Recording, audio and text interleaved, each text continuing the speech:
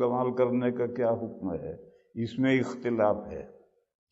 عرب علماء تو تمباکو کو نشہ آور قرار دیتے ہیں اور حرام کہتے ہیں۔ ایشیا کے علماء، ہندوستان، انڈیا، پاکستان، بنگلہ دیش، افغانستان، یہ سب ایشیا ہے، ایشیا کے علماء کے نزدیک تمباکو میں نشہ نہیں ہے۔ عرب علماء کہتے ہیں نشہ ہے۔ نشہ کی کیا تعریف ہے؟ کتابوں میں، فقہ کی کتابوں میں لکھا ہے کہ وہ چیز جس کی زیادہ مقدار پینے سے، کھانے سے بے بھان ہو جائے، آسمان کون سا ہے، زمین کون سی ہے اس کو پہچان نہ سکے، ماں کون سی ہے، بیوی کون سی ہے اس کو پہچان نہ سکے، اس کا نام نشہ ہے۔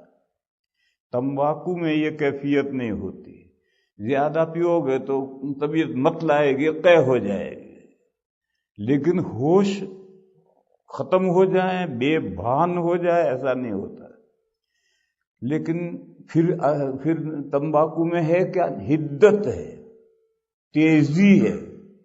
جو عادی نہیں ہے وہ کھائے گا تو سر چکرائے گا، آسمان زمین گھومے گا، اور جو عادی ہے وہ عادت سے زیادہ کھا لے گا تو ہچکی آئے گی، پلٹی ہو جائے گی، وامٹ ہو جائے گی۔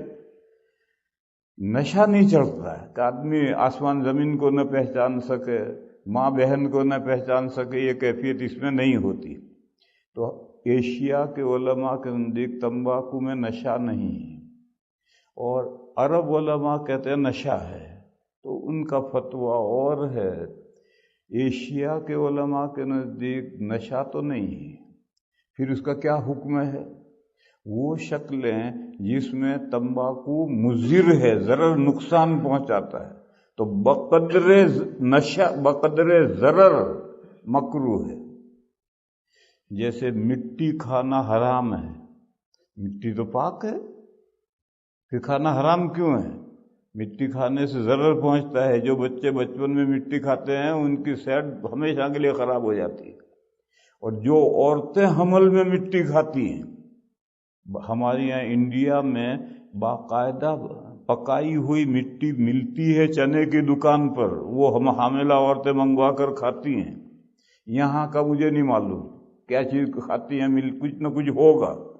تو جو عورتیں حمل میں مٹی کھاتی ہیں اس کا اس کے بچے پر اثر پڑتا ہے، اور جو بچہ مٹی کھاتا ہے اس کی ہمیشہ کے لیے صحت خراب ہو جاتی ہے، اس لیے مٹی کھانا حرام ہے۔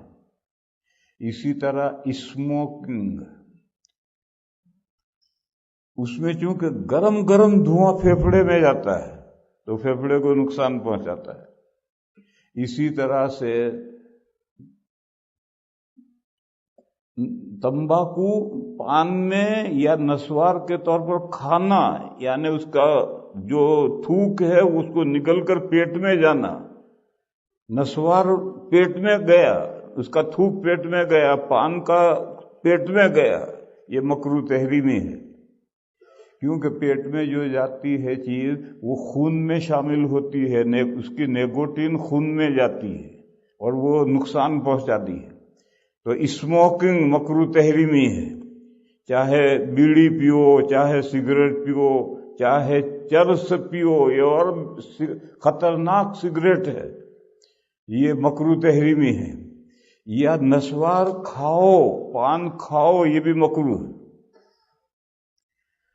اور آپ نسوار گلے سے نیچے نہ جانے دیں، تھوکتے رہیں تھوکتے رہیں، پان منہ میں پیٹ میں نہ جانے دیں، تھوکتے رہیں، تو یہ جائز ہے، مباح ہے۔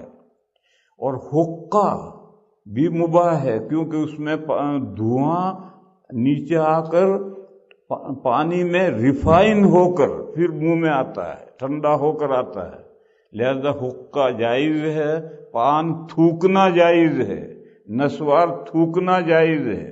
اسموکنگ، پان کھانا، نسوار کھانا مکروہ